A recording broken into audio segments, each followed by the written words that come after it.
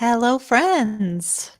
Welcome. Good morning. Hope everyone's having a great Friday. Welcome to the Friday stream. I am your hostess, Lisa. Class is in session. If you're new here, on Fridays, we read together and we learn about interesting topics, usually feminist or women oriented. Hello, existential gamer and enlightened female. Hello to everyone who's here. Thank you to everyone who voted in the poll of what you wanted to hear about. Hey, Zay Zay. So we're going to talk about beauty, topic I'm always up for discussing. That was the most voted topic in the poll, but I was excited to see that I think throughout the day, every single topic was leading at one point. So that was really cool. You guys have a wide variety of interests, as do I. I'm excited to talk about any of these things. So without further ado, we do have a lot to get through. It's going to be kind of a long one. Hey, Expired Milk. By the way, I got that Star Wars game. It was on sale, so I got it. So I was thinking we might try to stream that on Sunday, possibly, if you're down, or you let me know when you want to. And we'll stream. Hey, Tori. Hey, Julie. Hello.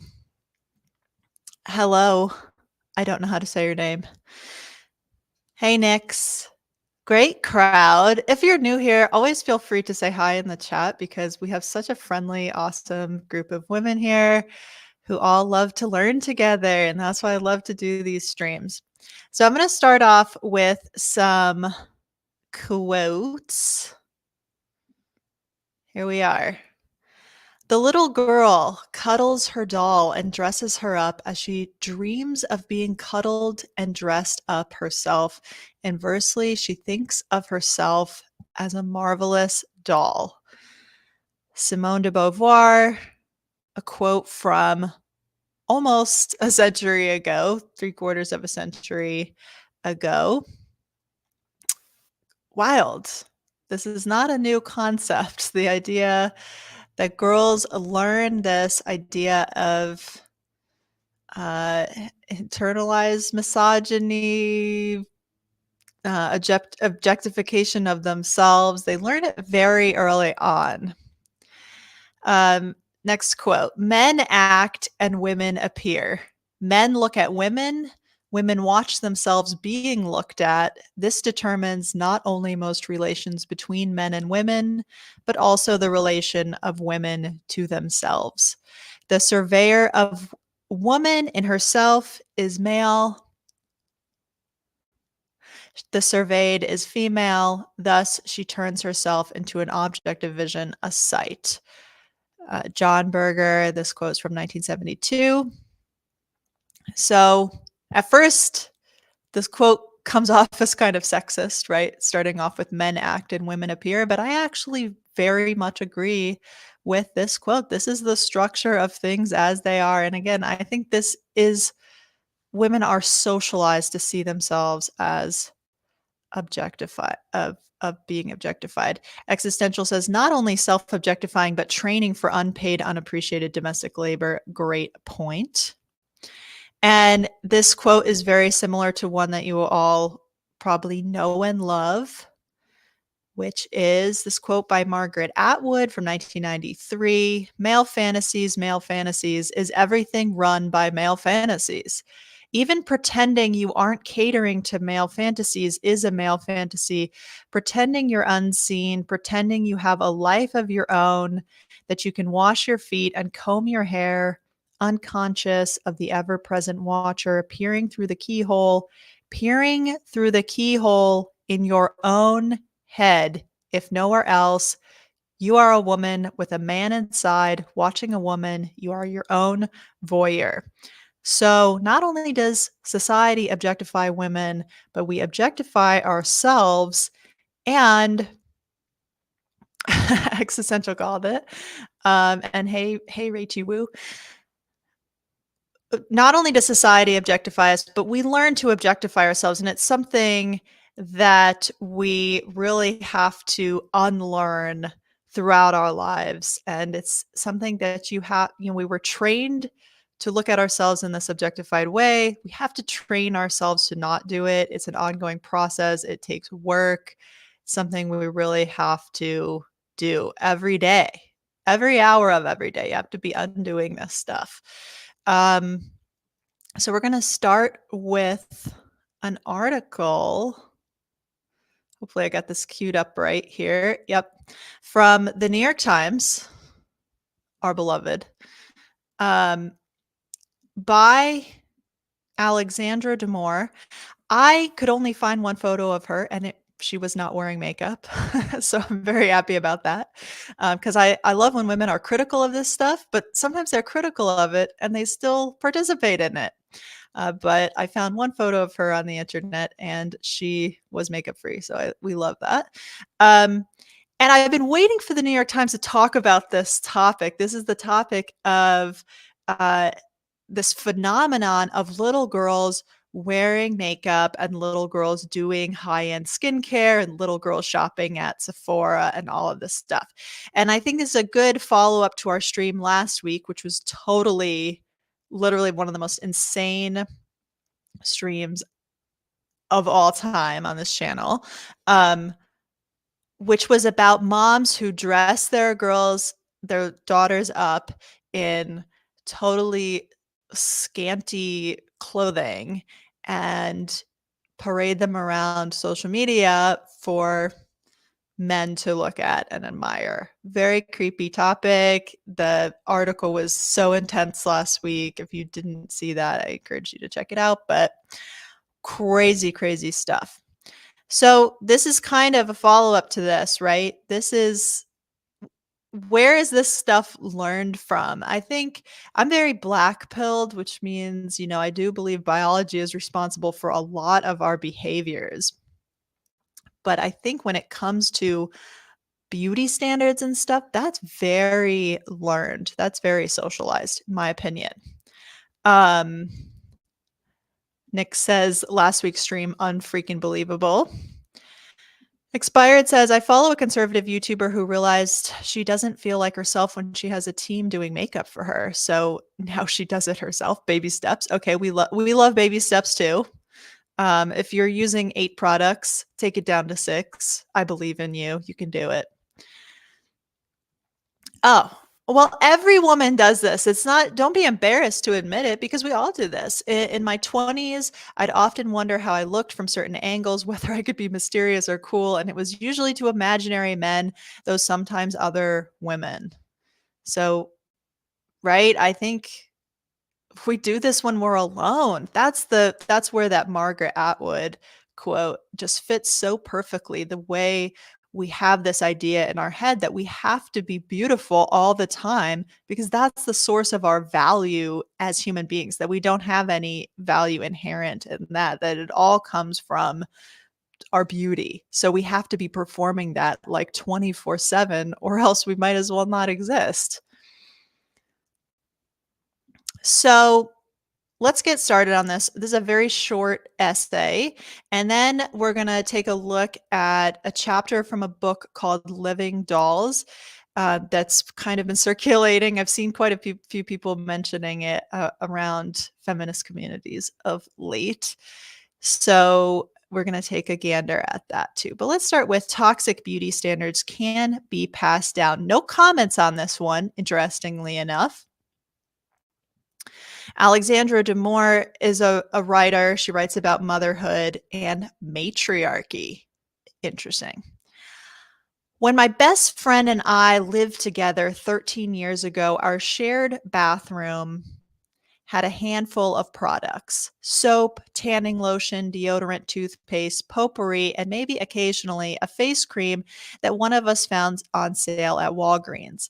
No serums, no toners, no anti-aging products.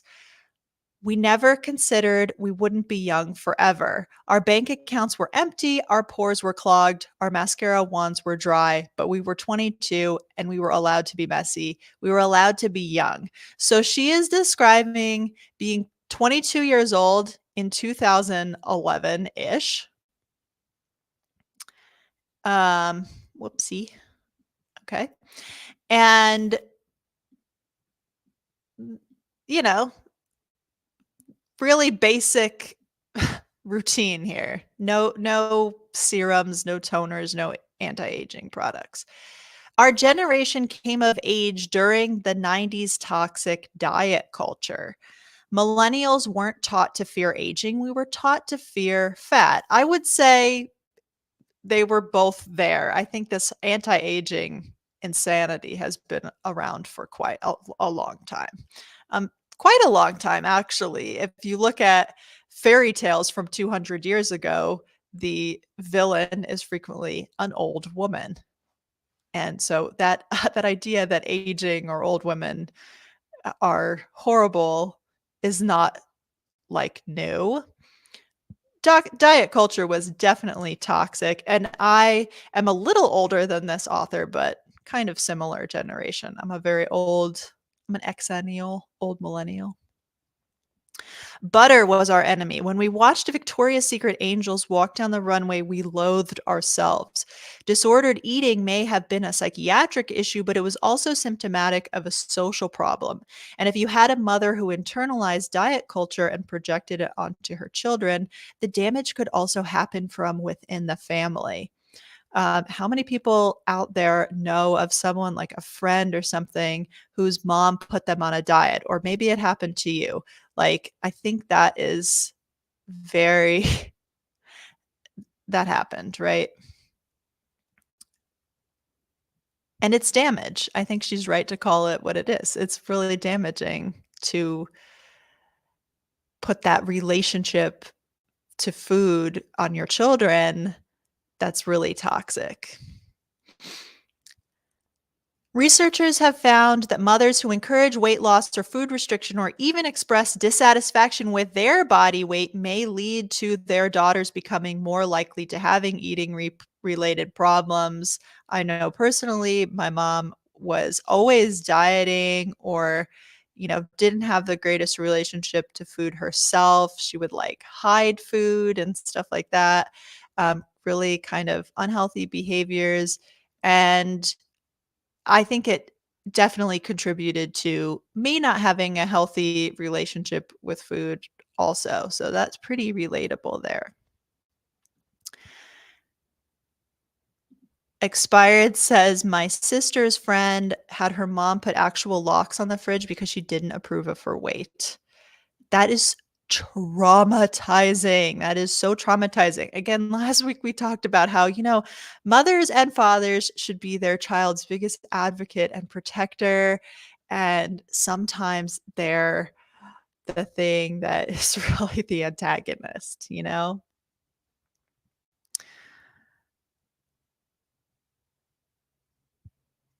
As my generation grew up and became more conscious of the impacts of diet culture, we began to openly celebrate and encourage body positivity, which not everyone in this community totally agrees on body positivity, but I lean more towards body positivity being a good thing. I think we should love our bodies no matter what they look like. And I think the range of healthy body sizes and stuff like that is much, much bigger than society tells us it is. Um, so diversity and representation of different bodies is very good. And yeah, I think this is a good thing. Many of us became aware of our own body dysmorphia. We began seeing clearly how we were manipulated to shrink and hate every part of our bodies. And yet, even if parts of society came to terms with natural bodies, the same cannot be said for the natural process of women aging. Wrinkles are the new enemy, and it seems Gen Z and their younger sisters are terrified of them. Again, I don't think this is really that new. I think this was definitely an issue when I was growing up too. Wrinkle creams and stuff that has existed forever, basically. Yeah, maybe it's a new spin on it. So let's hear what she has to say. A recent video on TikTok that has garnered more than 8 million views features a 28-year-old woman showing her raw procedure-free face, meaning no Botox or fillers. As some women and girls cheered on her bravery, others were horrified, praying I'll never look like that, one comment read. Like, how bad can you look at 28? Right? That's totally insane. I do remember when I went to work, I was 22 and I was working with a girl who was 23 who had grown up in the South, and she was fair skinned and she had wrinkles when she was 23. And I was just like, oh my gosh, that's horrible. I remember thinking that, but it's like, honestly, like, who cares? We're all gonna get them eventually, you know? But this is wild, praying I'll never look like that. Gen Zers are being introduced the idea of starting treatments early as preventative treatment. They are growing up in a culture of social media that promotes the endless pursuit of maintaining youth. And at home, some of them are watching their mothers reject aging with every injectable and serum they can find. Jessica DeFino, a beauty writer, recently coined the term serum mom to describe a mother who is obsessed with meeting a certain standard of beauty and nurtures the same obsession in her children. What do you guys think about this? This is really insane and really, really damaging, I think. Oh, I love this. Enlightened Female says most body positive influences are in the beauty space. It isn't body positive to normalize every female body as sexy or conforming. The most powerful thing you can do is exist as yourself. Right. The focus is still always on beauty. I was looking at pictures of Pamela Anderson, and she's gone to a bunch of events now, like without any makeup, and if she's had any like work done on her face, it's very minimal probably, but she like really looks like what a 54 or whatever year old woman looks like.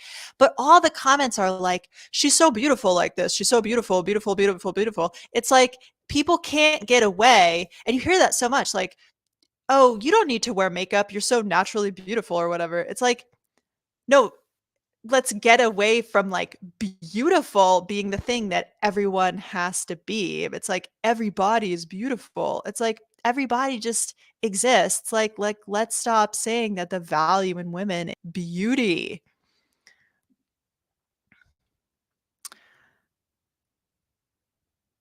Skincare and injectables are the new diet culture. Existential says, on the other hand, moms can do hella damage to their daughters. But the onus is always on the mother and ignores the larger cultural context of male entitlement to women and their appearance. Very good point. Um, yeah. For me, lessons of preventative skincare came from social media, not my mother. Same with me, not with skincare, but with makeup. I didn't really start wearing like a heavy face of makeup until 2011, 12, 13, when that became very, very popular on YouTube. Like makeup tutorials were like just the biggest thing on YouTube at one point. And I remember feeling resentful that my mom and my older sisters didn't teach me any of this stuff, and feeling like they were failing as women and they had failed to provide me with any of this information about makeup. And I learned everything I know about makeup through YouTube because my mother never wore any makeup at all, never had any makeup in the house. And my two older sisters never wore any makeup at all, ever. Again, never had any makeup in the house. And I grew up wearing a little bit in college. I had acne, so I basically like covered up my acne, and I would wear like a little mascara, whatever. And then it wasn't until a lot later when I went to work, I would just wear kind of minimal makeup. Um, and some days I wouldn't wear makeup to work, which is like whatever. It wasn't until, I saw this stuff on social media that I thought, oh, this is how you become a woman. And and I felt like up until that point, I wasn't like doing womanhood right. This kind of coincided with me becoming aware of this concept of trans women and seeing these men like performing better than me and feeling like I was just really missing out on this whole thing of what it meant to be a woman, which was like performing woman, you know? Have fun doing groceries, Lily. We're going to miss you. Enlightened Female says, I've never dabbled in makeup, but the only time I considered wearing makeup is when I was heavily into the YouTube beauty space. Yes, it's like, it's very, they call them influencers because it is influential. It's like you see them and they're presenting a very like positive view of all of this stuff. Like, this is what you need to be happy, etc. Adrian says, and as though this coddling of people into everyone is beautiful doesn't do anything to help those who slavishly adhere to beauty standards and know they aren't living up to them. Very, very true.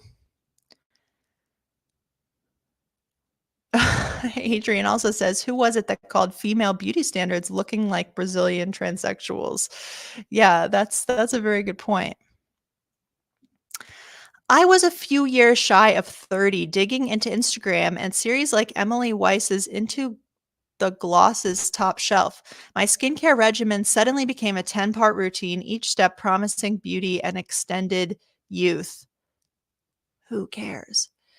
Since then, the rise of TikTok seems to have increased the way anti-aging beauty standards are consumed and internalized. Many girls and women now have endless access to social media posts of skincare purchase hauls and plastic surgery before and after slideshows. It's just unbelievably normalized. The, you know, 20-year-old girls are getting Botox, which, by the way, is one of the most potent and dangerous toxins known to man. Imagine voluntarily injecting that into your face. Insane. Absolutely insane. It's so extremist. Like, it's funny because sometimes we're called extremists for saying makeup and plastic surgery are bad and they should not exist. But actually, isn't it so much more extremist to inject your face with one of the most toxic toxins known to man?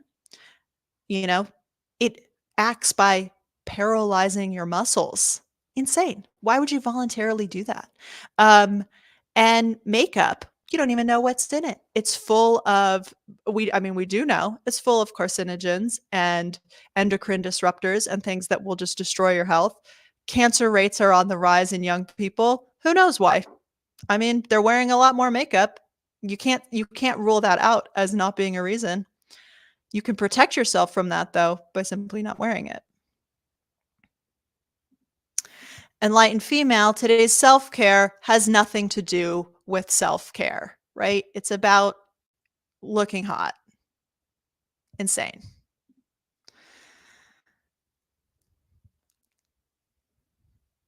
There's a nickname for tweens and teenagers who have been influenced by social media to get into skincare: Sephora kids. Johanna Almstead, a fashion industry friend, tells me that in her local mothers group chat, nearly every mom had skincare on the holiday gift lists they were given by their fifth graders. Her 10-year-old daughter doesn't have access to social media, but she is exposed to the skincare obsession through friends who are copying TikTok beauty influencers and whose parents are buying the products for them: acids, peels, and toners, even though many of these products aren't meant for actually aging or acne-prone skin. But again, nobody needs these products. No one of any age needs them. But I'm very glad to see the New York Times covering this very much. Scarlett says, as a Gen Z girl with two Gen Z sisters, seeing it all up close is so sad. One has trans herself. The other is obsessed with beauty and thinks it's her choice. So depressing to watch. Well, I'm glad that you have a perspective on it and that you are not, that it's still a third person perspective, not a first person perspective. Representatives for the pricey brand Drunk Elephant, a tween favorite, posted on Instagram in December a list of products safe for kids and tweens. Buying a 10-year-old a colorfully packaged lip gloss or adult moisturizer may seem trivial, but it seems to me it can create a pipeline to a 15-year-old discussing forehead wrinkles on TikTok. You know how I deal with my forehead wrinkles? I just don't stare in the mirror for 3 hours a day or any minutes a day. I don't even know if I have forehead wrinkles or is a problem or whatever because I don't look at myself that way. Like, I don't care. I don't like judge my value as a human by what my forehead looks like. And no other woman or girl should either. We need to be wary of how the cosmetics industry can manipulate both mothers and kids. By backing it, we as mothers create a new set of worries for our children. By backing it. Anytime you buy anything from a cosmetics company, you are saying, I believe in your message. And the message of cosmetics companies is that women are worthless unless they are attractive. Okay? I love this. Expired Milk says being mad at forehead wrinkles is like being mad about waves forming in the ocean. Um, Enlightened female, even health influencers are trying to find clean makeup instead of ditching it altogether. Why accept yourself when you could be overpriced and buy overpriced unnecessary products? Capitalism, misogyny is a sad combo. And I've even seen it. Oh, this drives me insane. In like zero waste anti-consumption communities, they'll be like, here's some alternatives. And then, God forbid, because I have done it, you comment, well, what about not wearing makeup? And then you just get hurled at you. Wow, you're such a misogynist. How dare you suggest women don't wear makeup? It's like, I'm doing it right now. I'm not dead. I'm here. Like, it is possible. You do not have to wear makeup. It is not a necessity, but people treat it like it is. They treat it like I'm telling you not to eat food or something, or like don't sleep, don't eat food. No, just don't wear makeup. It's not a necessity. The anti-aging craze comes with the same toxicity as diet culture does. Serum moms didn't create ageism, just as our mothers didn't create diet culture. But considering the speed at which social media is pushing ever more unattainable beauty standards onto children, it's time for us to consider our moral obligation to minimize damage for the next generation. I love this. Can we get some claps for this? This is beautiful. Like, we have to think the the personal is political. Our actions absolutely influence how young girls feel about themselves. And stop thinking about how you feel about yourself for a second and think about what you do and the impact that it has on the girls who watch you. Mothers are both victims and perpetrators of a culture that sells women the lie that we aren't enough exactly as we are. This is radical feminist writing in the New York Times, my friends. And yet, if a mother's insecurity can fuel her daughter's own self-loathing, a mother's radical self-love might just protect and even heal her daughter from a toxic culture. When I ask the few friends who haven't gotten Botox why they haven't, they tell me it's because they love how their mothers are aging and how they embrace it. They don't fear aging because their mothers don't or didn't. Culture may set the tone for unattainable beauty standards, but we mothers and women around us have the power to change the trajectory of our daughters' insecurities and internal monologue. I still think about my weight every day, but I fear the impact of the serum moms and anti-aging culture will be worse than the lessons I learned as I was growing up. I wish I grew up with women who truly nourished themselves, mothers who ate when they were hungry, mothers who ate toast, pasta, and birthday cake, mothers who simply ate. I look at my daughter's beautiful face, cheeks full of butter and innocence. I just got chills. And I want her to know that she's enough as she is. I love this. This is so good. Great, great, great essay. Thank you, Alexandra Demore. Oh my gosh. Wonderful piece of radical feminist writing in the New York Times. Awesome. So, woohoo. Yes. Very good. Short and sweet, too. We love that. We're going to move on to another thing about how girls are, let's see. So it takes me a second here. There's me. And I think I need to get rid of this and reshare my screen. So give me. Adrian says, don't have to improve my mood with Schindler's List today. Yes, we have some good news that women are actually speaking up about this. They're noticing it. There is a trend of de-influencing, and a lot of it's in the overconsumption, anti-consumption space or whatever.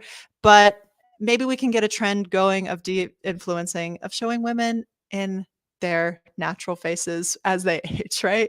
I'm 40. I'm going to be 41. I'm on here without makeup. It is actually possible to exist in this state. So let's see. I'm going to share my screen because I'm going to be reading a PDF. So let me try to get this going. So the next thing we're going to read is it's the first chapter of a book called Living Dolls by Natasha Walter.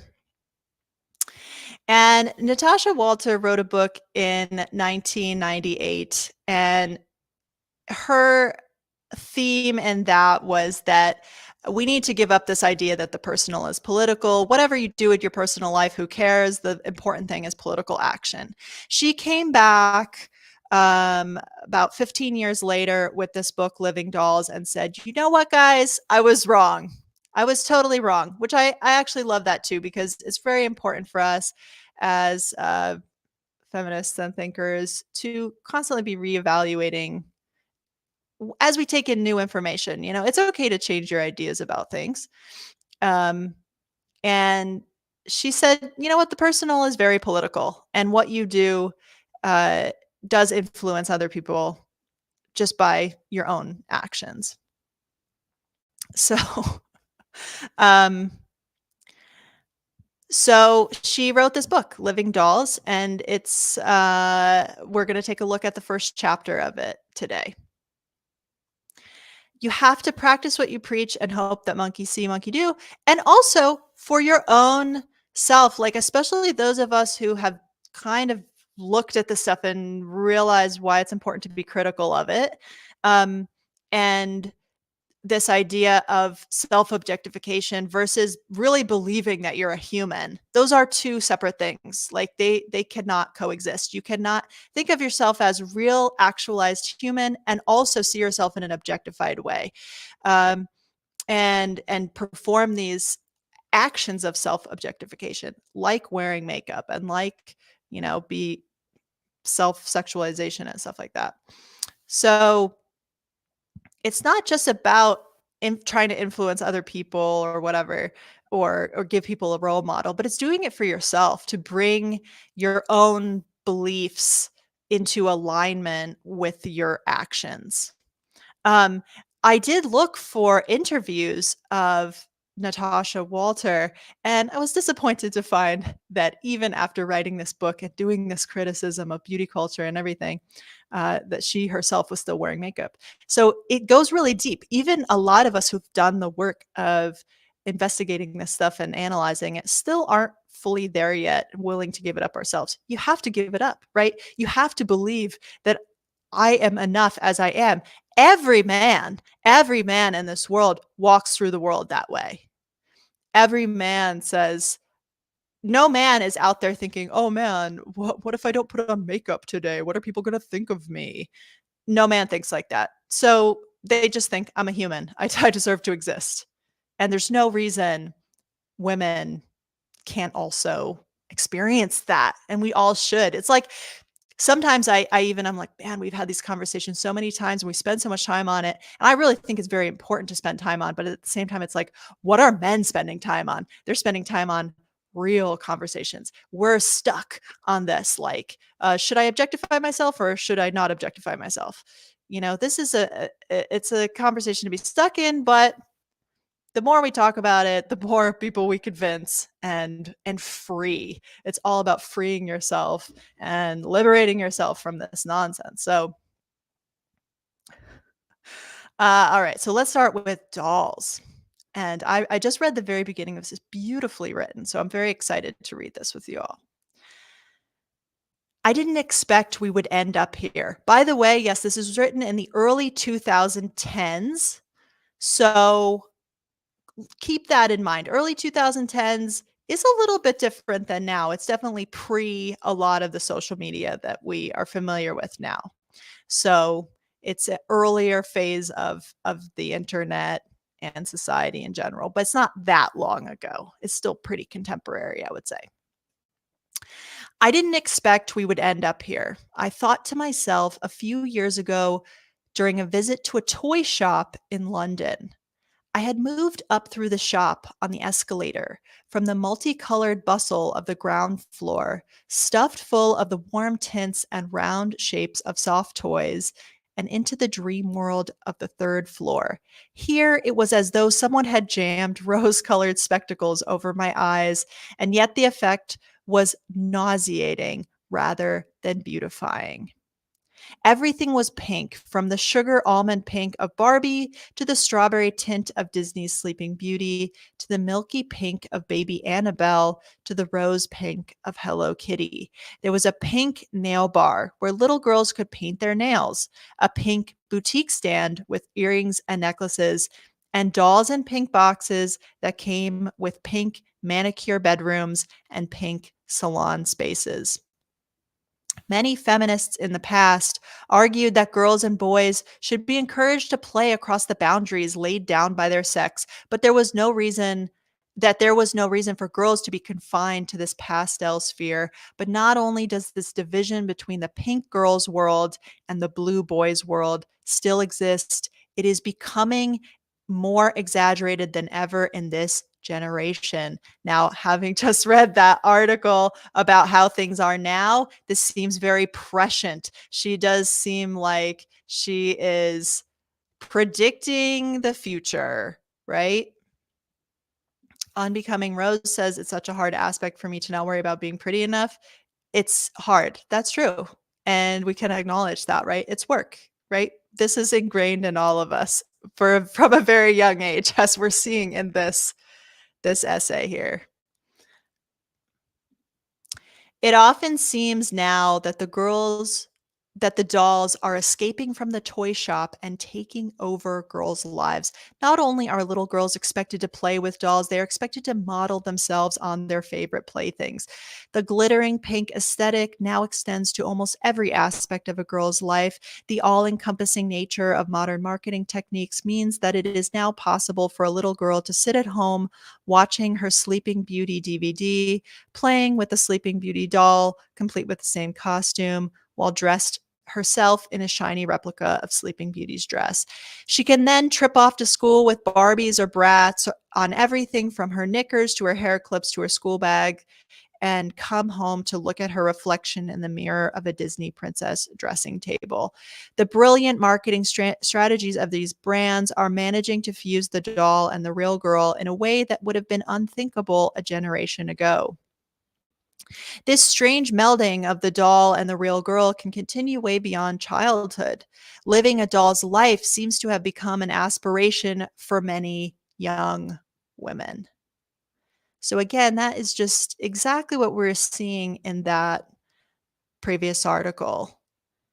What is a woman without wrinkles, without real texture to her skin, who has this plastic sort of appearance? It's a doll. It's not a real woman who is really out there living life. It is a doll who is so delicately kept in a box for other people to play with and admire her appearance. That's not a real woman. Um, and that's the aspiration, is not to be a real actualized woman. It's to be a doll. And it's very disturbing. Or an AI girlfriend, right? That exists. AI girlfriends exist, and sex dolls exist, which are, the ultimate version of that. A lot of men don't actually want to talk to a woman, or they don't want to see a woman who has flaws in any way. That's very true. Um, Not all men, but So that becomes the goal, becoming a doll who's alive. And how much more too now with social media and the ability to you can use AI on your own photos to change your appearance. You can use these apps. Photoshop is the primitive version or whatever, but filters and things like that. They can make you appear to be a doll. And social media, you can only show these little slivers of your life that really make you look perfect. Like like a little sliver of Barbie's life that just makes her seem perfect. Like Barbie doesn't get sick, Barbie doesn't use the toilet, like and on social media we show just this sliver of ourselves. We're not even unhappy ever, just like a doll. A doll is never unhappy. And on social media, you can portray yourself as this sort of perfect ideal of a woman. As they leave childhood behind only to embark on a project of grooming, dieting, and shopping that aims to achieve the bleach wax tinted look of a Bratz or Barbie doll. The characters they watch in romantic comedies are women who make such exaggerated femininity seem aspirational, and the celebrities they read about in fashion and gossip magazines are often women who are well known to have chosen extreme regimes, from punishing diets to plastic surgery, to achieve an airbrushed perfection. So, airbrushed perfection, fashion and gossip magazines, all seems quaint, knowing this was written in the late 2000s, early 2010s. Compared to now, it is just ramped up, amped up so much. And these things, we cannot take for granted how time consuming, energy consuming, space in your mind occupying it is to just constantly be grooming, be dieting, be shopping, doing your makeup, all these things. Your life starts to revolve around it. And what is it not revolving around then? Your hobbies, your career, you know, what things become missing then? Your focus on your health or whatever. It just becomes completely focused on turning yourself into a doll. Ballistic says here in Brazil, there are waxing places that now have special waxing for kids. The waxing ladies wear princess themed clothing and the like. That is absolutely insane. The fusion of the woman and the doll at times becomes almost surreal. When the singers in Girls Aloud launched Barbie doll versions of themselves in 2005, you could look, to paraphrase George Orwell, from doll to girl and girl to doll, and it was almost impossible to see which was which. Both real and plastic women were so eerily perfect in their painted skin, nylon glossy hair, and hard bodies. When two young twins entered the reality television show Big Brother in the UK in 2007, dressed in identical pink miniskirts and bleached hair, they said Barbie was the inspiration for their lives. The actress and singer Hilary Duff has said, "When I was younger, I was so inspired by Barbie. She has been a role model for my friends and me. I love her style and her spirit. She is an inanimate object. She has no style or spirit."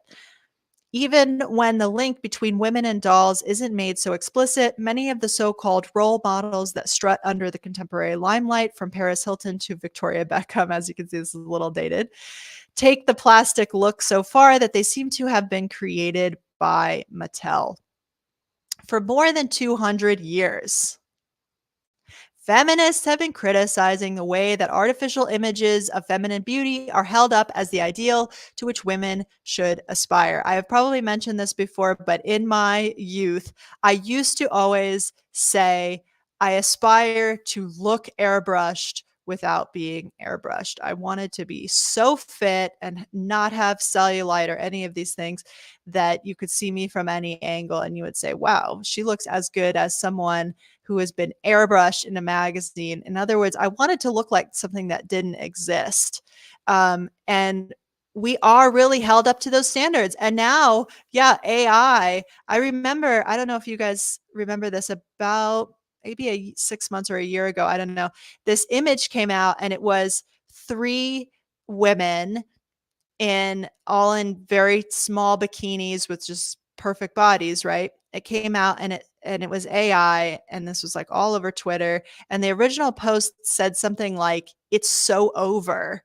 In other words, it's so over for women because now men have this totally unrealistic standard that you will now be held to because they're not even human. That's something that was, and it's not even something that was imagined by a human, completely conjured by a computer. So now we are held to this standard that humans didn't even come up with.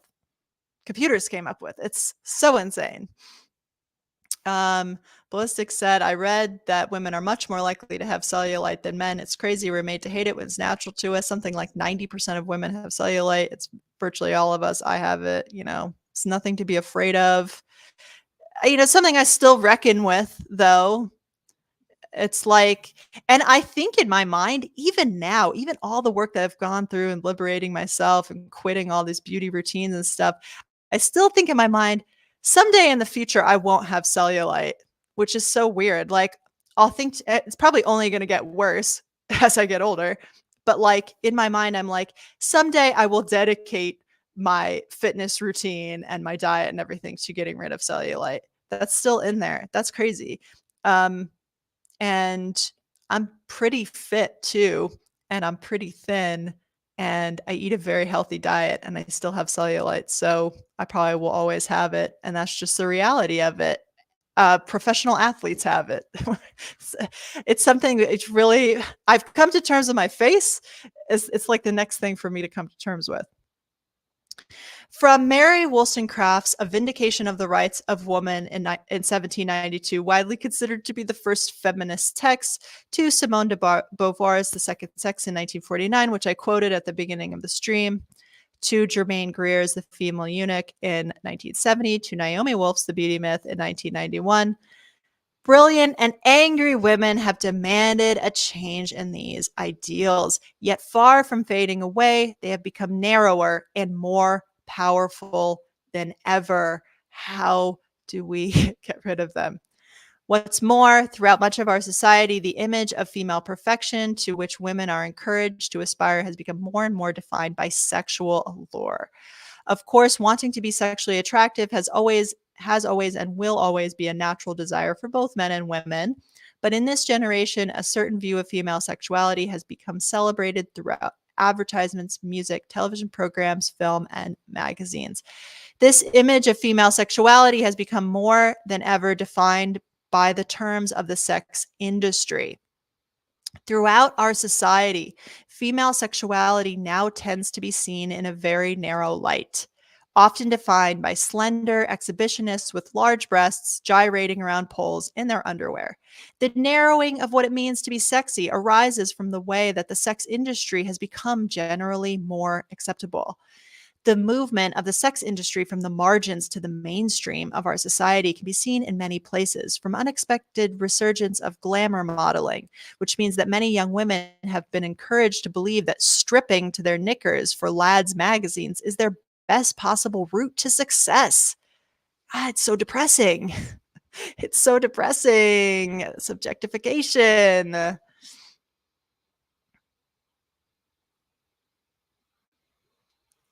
Uh, the male stream don't see women, girls as alive human beings. Very necro world. To the sudden growth of lap dancing clubs in town centers, to a new fashion for the style of dancing associated with those clubs, pole dancing, to the popularity of memoirs of prostitution that suggest selling sex is a great way for a woman to earn her living, and above all, to the much greater presence of pornography in the lives of many young people driven by the internet. And all of this stuff has gotten worse than ever, right? Pornography on the internet, worse than ever. This idea that quote unquote sex work, we even see it pushed by mainstream politicians, like AOC is one in particular. This leftist or liberal idea that sex work is empowering and it's a good career path for women is total brain rot. And I'm glad this essay is countering that. This latter development has affected magazine and newspaper publishing, advertising, television, and music, many areas of which have begun to share the aesthetic values of soft pornography. We still see it. The messages and values of this revitalized sex industry have reached deep into the hearts of many young men and women. It should be shocking to people, actually, when you see, like, it was a couple years ago, but like WAP, right? WAP. That I think may have been where it peaked. I don't know if it's gotten worse since then, but something like that, I see it as like boiling a frog, right? This idea that we've gotten to this very normalization of very hypersexualized porn and stripper kind of culture as being like normalized. And by the way, kids see this stuff too. Kids are on the internet, 4 or 5-year-olds. They see the stripper culture. Like versus even when I was growing up 20, 30 years ago, like we had Madonna and stuff. So it wasn't like there wasn't any of this in pop culture, but it's so like insane now. This association of femininity and sexiness starts early, like we saw last week in our video, our stream last week about the moms selling their 5-year-old daughters as sex objects on Instagram was so disturbing. While it's hardly new for women to want to be sexy, it's new that even childhood playthings should look so sexy. Although feminists in the 1970s deplored Barbie's tiny waist, large breasts, and perfect features, she could be marketed to girls as a pilot, a doctor, or an astronaut with accessories to match her roles. Who said it earlier that Bratz dolls make Barbie look wholesome? Exactly what this is saying.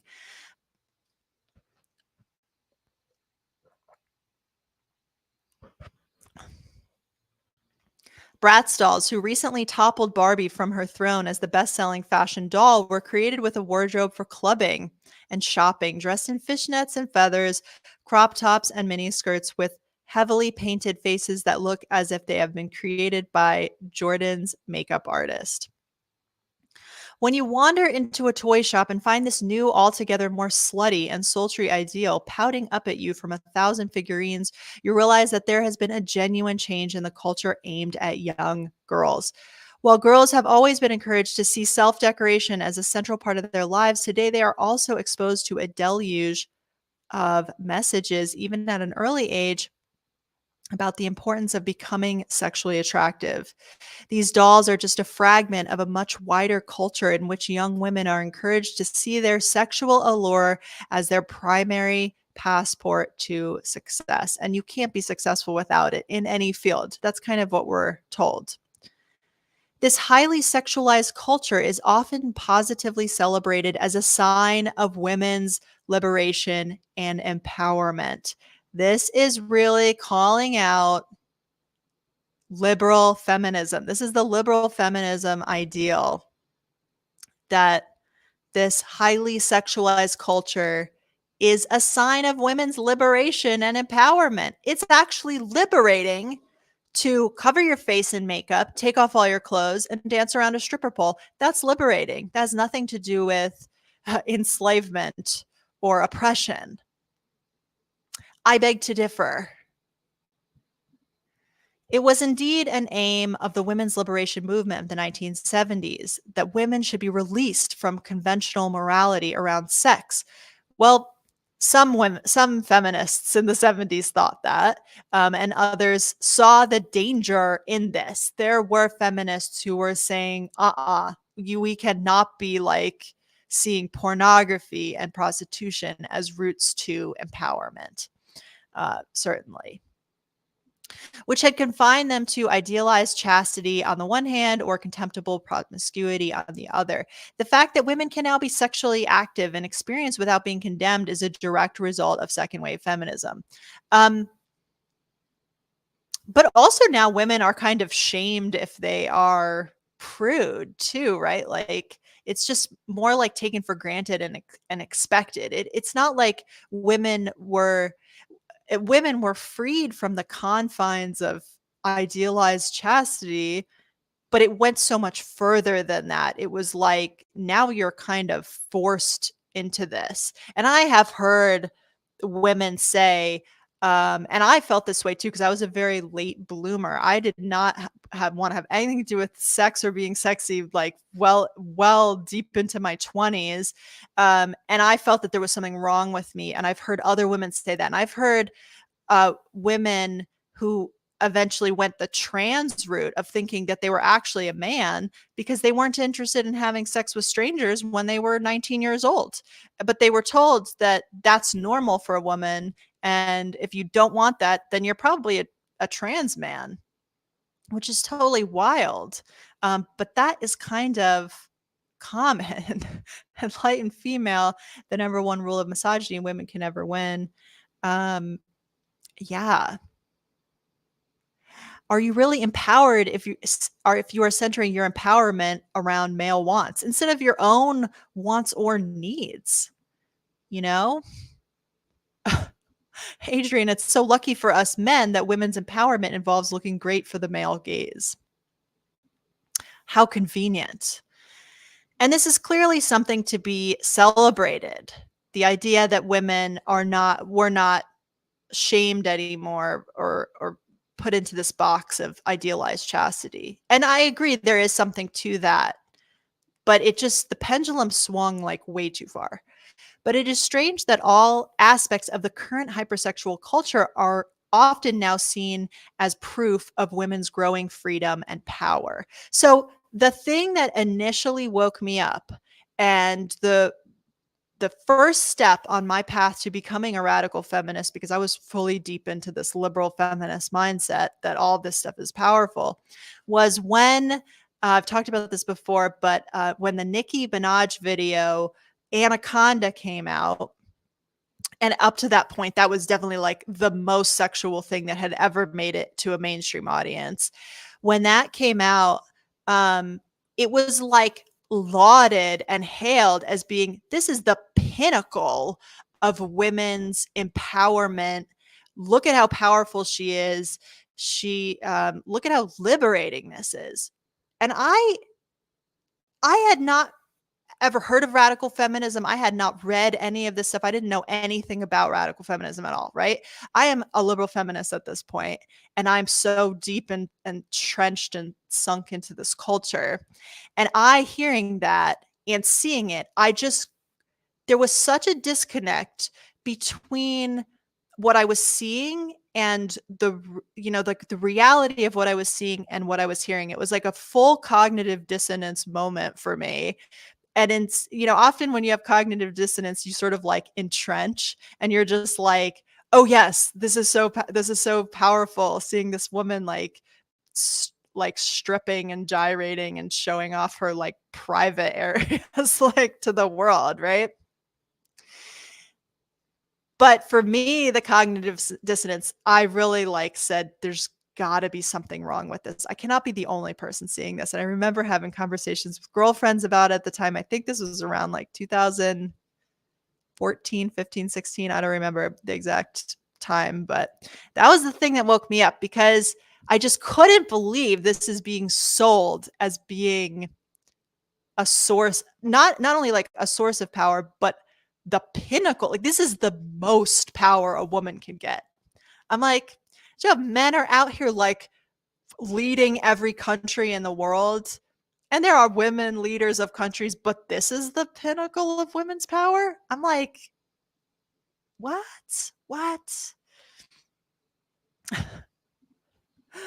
Yeah.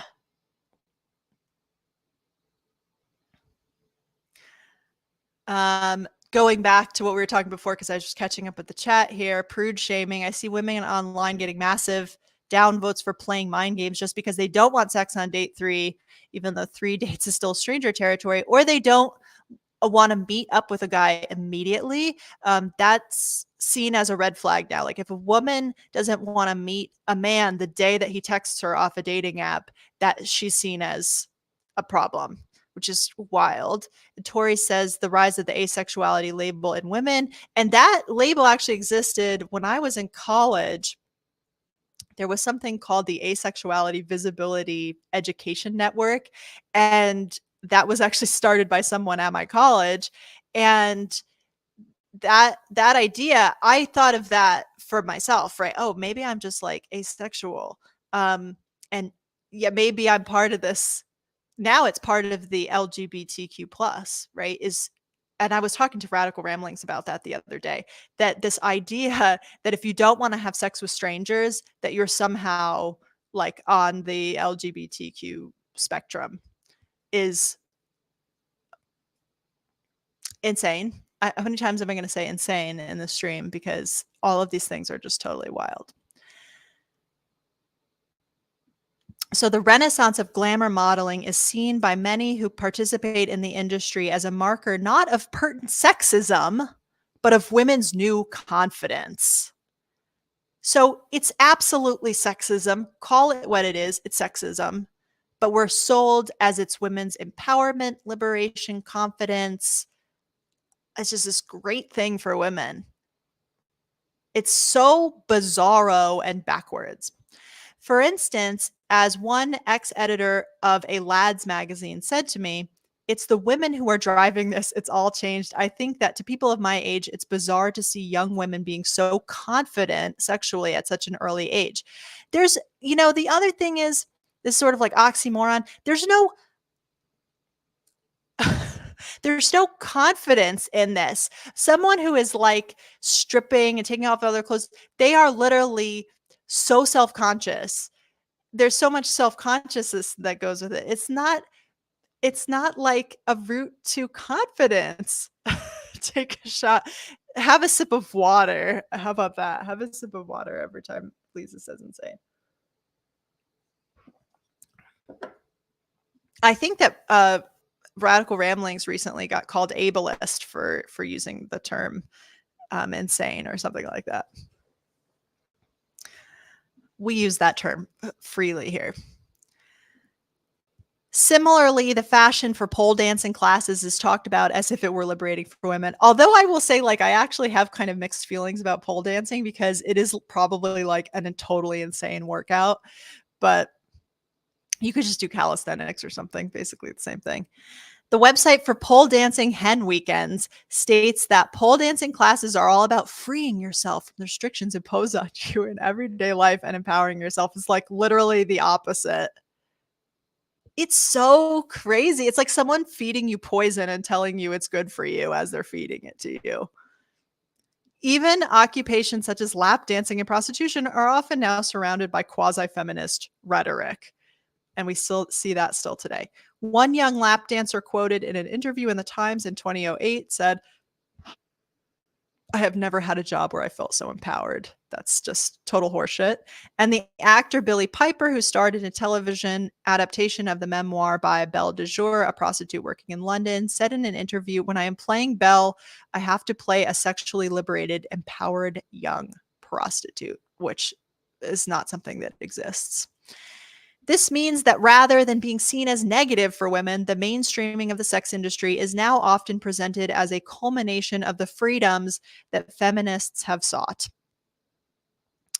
As one female writer who was looking at the mainstream appeal of pornography put it in an article in The Guardian, instead of desperately longing for the right to be seen as human beings, underline this, students, instead of desperately longing for the right to be seen as human beings, this is going to be on the test. Today's girls are playing with the old-fashioned notion of being seen as sex objects. This is not terrible news. In fact, to me, this is the ultimate feminist ideal. Huh? This second half of the sentence is totally insane. This equation of empowerment and liberation with sexual objectification is now seen everywhere and is having a real effect on the ambitions of young women. When I interviewed women who have worked in the sex industry for this book, I was struck to find that some of them had been seduced by the idea that this work could enhance their sense of individual power. Ellie is an articulate, well educated woman who had gone to private school and a good university and had been brought up to believe she could do anything in any profession, law, medicine, politics. Instead, she had decided she wanted to be an actor, but when jobs were hard to find and she found herself financially desperate, she took a sideways step in her 20s by going to work in a lap dancing club in London. She didn't feel at first that it would be very difficult. She told me she had picked up messages from our culture that lap dancing was pretty straightforward and even empowering for the women who do it. People say that, don't they? She said to me thoughtfully when we met. There's this myth that women are expressing their sexuality freely in this way, that they can make lots of money out of it. It gives them power over the men who are paying. Oh, this is, again, total crap. Who has the power? The one who's paying for someone to degrade themselves or the one who's degrading themselves for money? I mean, it's so insane that anyone would ever believe that. It's insane. But like, I don't blame her for believing it. This is the message that's put out there. I Is it a feminist, yeah, we're still fighting to be seen as human. This is like totally crazy. Um when I was like a full-time rock climber at one point in my life, and I was living at the cliff, and um I needed money, and one of my partners, who I didn't realize at the time was like a totally creepy old man, but I was dumb. I was like naive. I just thought he was like a cool, nice guy. But now in retrospect, I'm like, that guy was a total creep. Um, he was like, you should strip. There was a strip club in New Paltz, New York, like just the middle of nowhere too, by the way. Um, and he's like, yeah, you should go over there and like check it out. And yeah, you got a great body. Like, I was a full-time rock climber. I did have a great body, still do. And he was like, yeah, that idea. So anyways, we went to the strip club and I'm thinking like, could I like actually like do this? And it was literally the most depressing thing I've ever done in my life, or right up there. I can't really think of anything like off the top of my head that was really much more depressing than that. But yeah, that was the one time I've ever been to a strip club, and it was absolutely totally disgusting, like vile place. And I can't imagine anyone saying like those places are even safe for women to enter. Like they're not even they're not even safe. How can they be empowering if they're not even safe?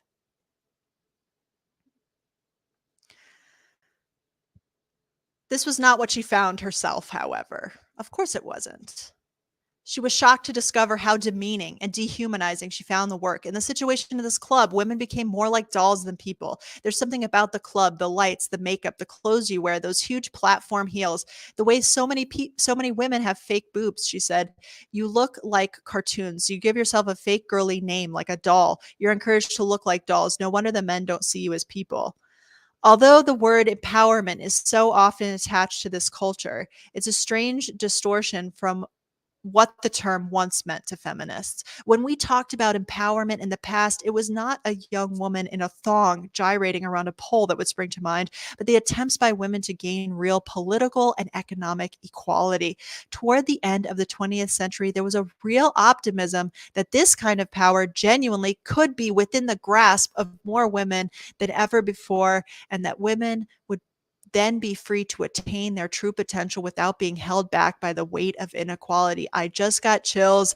You can hear the anger and the bitterness in this writing for this ideal that we have lost in favor of this idea that women just need to be like porn stars all the time. this is real feminism here, and this is really sad that this has been lost. It is very sad. It may seem strange to say so after the political disillusion of the last decade, but the early years of the Blair administration in the UK and the early years of the Clinton administration in the US were hailed in many places as offering new hope for women who wanted to enter the corridors of power. Naomi Wolf, the American feminist, wrote in 1993, in 1992, record numbers of women ran for office in the US. The gender quake rattled and reoriented the presidential elections. And I wrote in The Observer just before the 1997 general election in the UK, if we see a 6% swing to Labour, the number of women MPs should double. It's not equality yet, but don't underestimate what it will mean. We'll see the gentleman's club begin to crumble. We'll begin to see a political culture that responds to women's priorities. This is the importance of political representation, because men really don't care. They don't have a woman's view of things, right? They don't care. Look where we're at now, with Roe v. Wade in the US. It's like, that's part of the reason that happened is because not enough women are in power. This impending revolution in women's power is one issue that we shouldn't be cynical about. This shift towards greater equality in politics meant that feminist arguments that had long been regarded as marginal could be heard in many political debates. During the first 5 years of the new Labour government, we heard from policymakers about the need to prosecute crimes against women, such as domestic violence and rape, more effectively. We also heard a great deal about the need to change the working world. New Labour brought in the minimum wage, which affected women far more than men, and also expanded parental leave rights, childcare, and flexible working. During these early years, the Labour government doubled maternity pay, introduced paid paternity leave, introduced free part-time nursery places for 3 and 4-year-olds, and its ministers discussed how they could push on a workplace revolution. Dude, I'm so jealous of the UK. Like, we don't have any of that crap here. There was an optimism about not just changes in women's lives, but about changes in men's lives too. When Tony Blair took a couple weeks off of work when his 4th child was born in 2000, his move was welcomed. Since one of the world's most powerful men sets this kind of example, the impact on the workplace and parental leave will be immense. And I know we've talked about it many times, but like, feminism benefits men. It does end up benefiting men too, right? It's not the purpose of feminism, but these things absolutely end up benefiting men. Enlightened Female says, angry women are the ones changing the world. I love angry women. Okay. With this kind of debate happening all around us, it was easy for me to argue in my earlier book, The New Feminism, which was published at the end of the 1990s, that even if the women's movement had quietened down, feminism had become part of the very air we breathed. It was also easy for me to argue, and I was glad to be able to do so, that feminists could now concentrate on achieving political and social and financial equality. In the past, feminist arguments have often centered on private lives, how women made love, how they dressed, whom they desired. I felt that the time for this had passed. I believed that we had only had to put in place conditions for equality for the remnants of old-fashioned sexism in our culture to wither away. So she moved away from that idea that the personal is political. And she moved away from that. And she says, I am ready to admit that I was entirely wrong. While many women relaxed and believed that most arguments around equality had been won and that there was no significant barriers to further progress, the dolls were on the march again. Also, who owns these doll companies? Who owns media companies? Who owns record labels? Who owns makeup companies? Who owns skincare companies? It's all men. They're all owned by men. They're all run by male executives, majority at least. The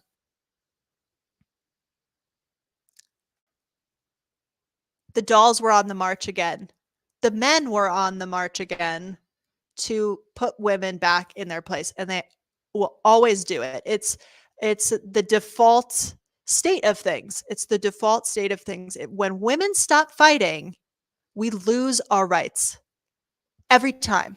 So women had to fight for these rights, and when you get complacent at all, you cannot get complacent at all.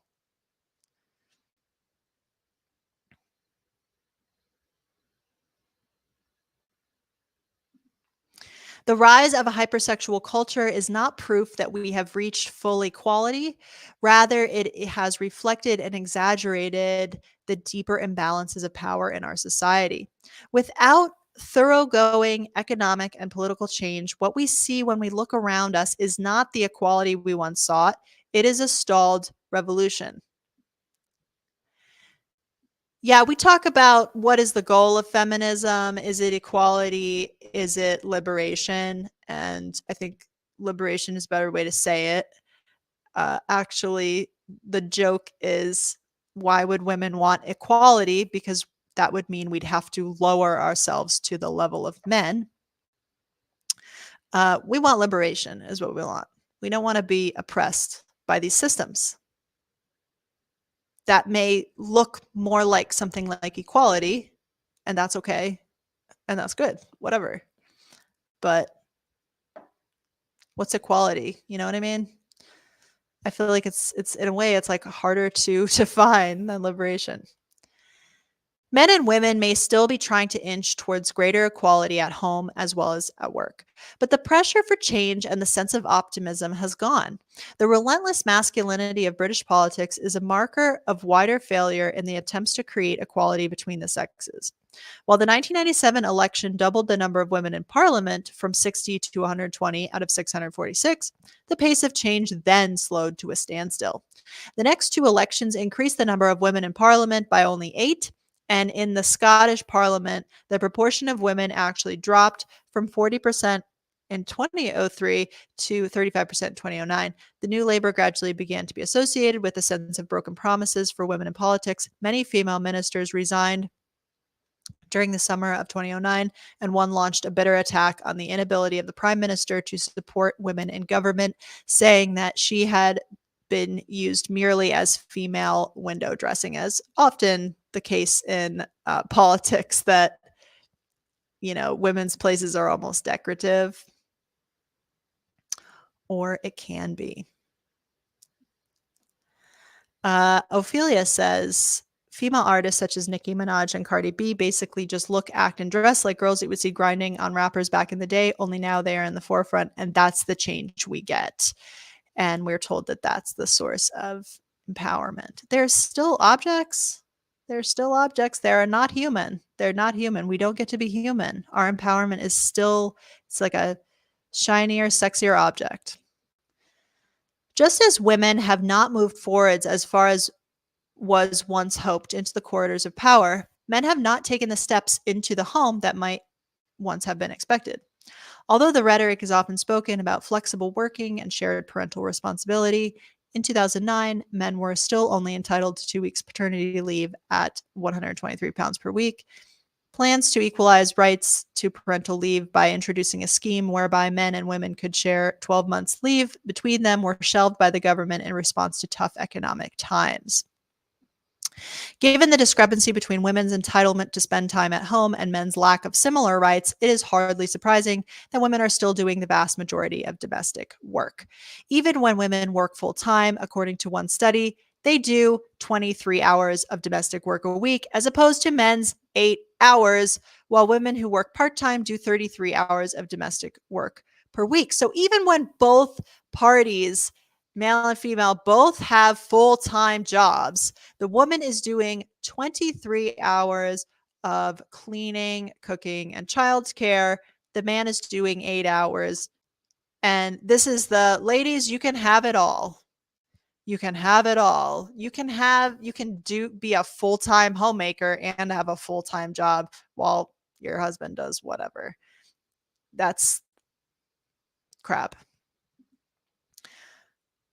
The authors of that report commented that the domestic workload that still fell on their shoulders was what prevented many women from working the long hours required for higher paying jobs. And yet we still hear, oh, the wage gap is a myth. The employment gap is a myth. And it's not, obviously. Women are expected, not only are expected to do all the housework, we're also supposed to look sexy doing it, right? And very few people you ever hear talking about this idea of like how much time and effort and money it takes to, look sexy, right? That women are expected to do all the time. And men aren't. And that's freedom. That's freedom to sleep or do hobbies or work or whatever they want to do. It's freedom. Freedom. The reality is that although girls still do as well as boys at every level of education, the workplace has not seen the changes that were once expected.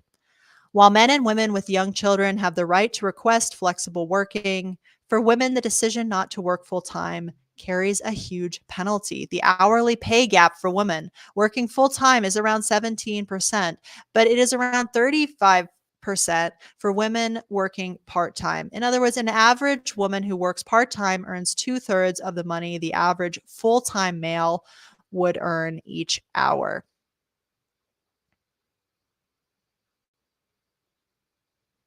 I'm a little confused by that, but that's okay.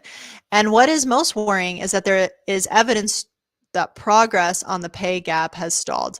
From 2007 to 2008, it actually widened. For women in senior management, equality may be the more elusive than ever, as research carried out in 2007 showed among FTSE 350 companies in 2002, almost 40% of senior management posts were occupied by women.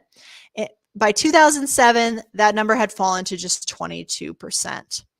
One female, but there are more strippers. So I guess we're good, right? There are fewer executives, fewer women in senior management. But we have more strippers. So that's good, right? That's empowerment. It's empowerment. It's empowering, right? It's empowering. One female manager who was interviewed about why so many of her peers had left tried to put her finger on the problem. While people may understand the need for equality issues on intellectual grounds, it's what they get in their hearts that matters. What do we get in our hearts? It's time to make the links between the cultural changes we have seen over the last 10 years and this stalled revolution. And it is like a billion, bajillion times worse now. Like, this is, oh, I mean, this is very good. Like, this is a very good writing, and it's from 10 plus years ago, and like it's just so dismal and dystopian and depressing that like it's just gotten worse. Although opportunities for women are still far wider than they were a generation ago, we're now seeing a resurgence of old sexism in new guises. Far from giving full scope to women's freedom and potential, the new hypersexual culture redefines female success through a narrow framework of sexual allure. And I think like TikTok and all this stuff, it's just like made it so much worse. And then on top of that, you have the resurgence of this like trad wife culture. And this is like where women belong. And this red pill kind of idea that women like only value as a vessel to carry children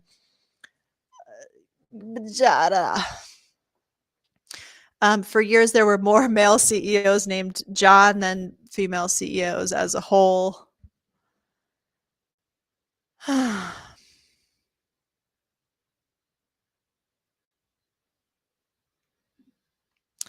What's more, alongside the links that are made between this kind of exaggerated sexual allure and empowerment, we have recently seen a surprising resurgence of the idea that traditional femininity is biologically rather than socially constructed. Um, A new interest in biological determinism now runs through our society. Dude, she has really like hitting it. She is hitting it. Indeed, the association between little girls and everything that is pink and glittery is being explained in many places not as a cultural phenomenon, which could therefore be challenged, but as an inescapable result of biology, which is assumed to be resistant to change.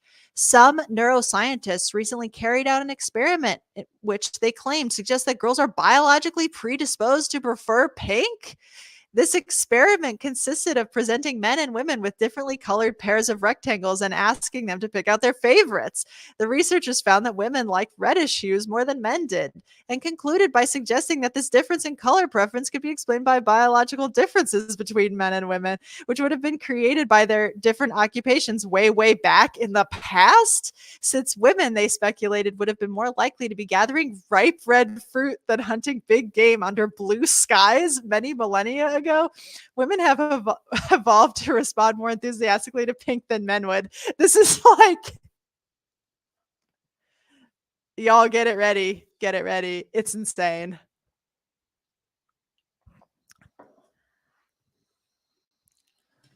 What? What?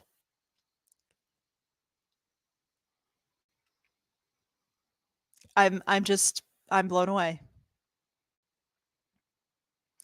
I'm blown away.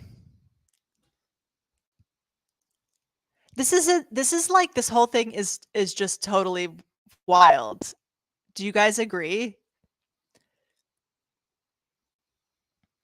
They showed a group of men and women objects that were rectangles and asked them to pick out their favorites. And women liked the reddish rectangles, probably because they were gathering fruit 30,000 years ago. I mean, I can't. That's like somebody's getting paid to do that science. That's totally wild. This suggestion was picked up uncritically by much of the national press. Boys like blue, girls like pink. It's in our genes. Was the independent newspaper's headline on their report. Pink for a girl and blue for a boy. And it's all down to evolution, was the headline in The Guardian. I mean, like the whole premise is so flawed. The writer in The Guardian linked the study immediately to the accessories of modern childhood. The theory is encouraging for Barbie enthusiasts who have seen the doll attack for her anti feminist pink clothes and decor. Yet, as a couple of lone commentators pointed out, there was nothing in the study that could prove that this preference for pink was a difference that had been hardwired into women's brains eons ago rather than one that's simply encouraged by our current culture. Yeah, exactly. Like, if you've been conditioned and socialized to always like pink things, then you probably will have a preference for that in adulthood. What a dumbass. Like, what? I guarantee you those researchers were men. Yeah, this is true too. Pink was a boy's color, like going back for a very long time. Oh, y'all. Okay, let's take it down a little here. Let's try to chill. Let's try to chill. This is just one study, but its suggestions and its receptions typify much contemporary research on this subject. There has been a great flurry of research into sex differences over recent years in disciplines from neuroscience to linguistics to psychology. Some of this work has looked into the structure and activity of male and female brains. Some has looked into the influence of differing levels of hormones. Some has looked at the differences in intellectual aptitudes and achievements of men and women. Some has looked into their abilities to emphasize and empathize. Conclusions have been mixed, but okay, that's important right there. Conclusions have been mixed. You know, I do think there's obviously differences in male and female brains. Unpopular to say that, but I'm a black pilled feminist. You know, I do think there's things that are genetically coded into how we are. We've talked about it a lot recently, but MV, male violence, is definitely like genetic, in my opinion, the predisposition for that. And men are bathed in 30 to 100 times the testosterone that women have. So, on top of any genetic predisposition, they are like bombarded with testosterone like all day, every day. So, I do think there's like a biological or genetic basis for a lot of the way we act. And even if you do look at little kids, the way they play, there's a difference, right? There's overlaps too. Like little girls can play aggressively and little boys can play quietly, right? There's overlaps and there's sort of trends. But then you take this socialization and you just like hype all this stuff to the max when the girl is only given pink toys and dolls and stuff to play with. Like, yeah, obviously that's going to bring out those qualities of like cooperation. So, you know, like quiet play and those kinds of things. Whereas if boys are given like guns and swords to play with or whatever, that's going to bring out like a different style of play. So there may be like a biological basis, but we do encourage different, you know, males and females to act differently on top of that. I mean, this study is like so wild to me.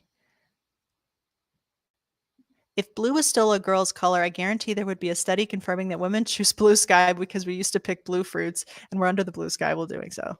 Exactly. That, I mean, it's so, it sounds like something that like some researcher would have done like 150 years ago. Like it literally doesn't sound even modern, like that conclusion and that line of thinking and stuff. It's so goofy. Um, Conclusions have been mixed, but the way that such research is reported in the media and by popular writers constantly reinforces the idea that the difference we see between male and female behavior must be down to biology. Where are we in this? Okay, we're in good shape, guys. These beliefs have now penetrated much of the culture that surrounds our children. The educational establishment often reproduces them uncritically. So that, for instance, the website of the Girls' School Association states that research in the last 10 years or so on brain development suggests that gender differences are much to do with the chemistry and structure of the brain as the way in which girls and boys are raised, as much to do.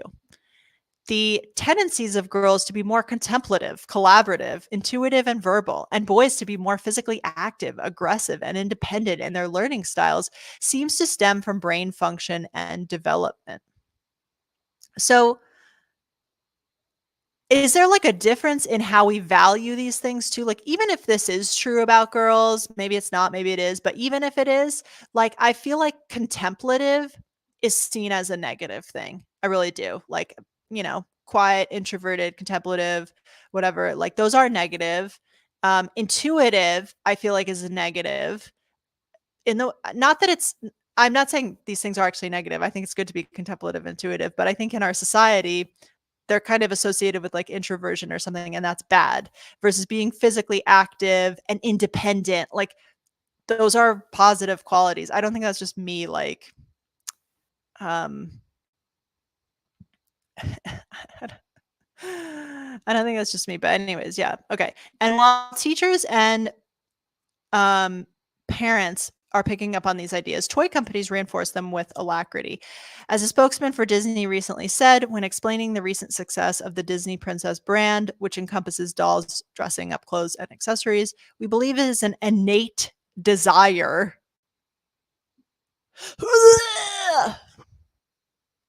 in the vast majority of young girls to play out the fantasy of being a princess. No, it's not. You're full of shit.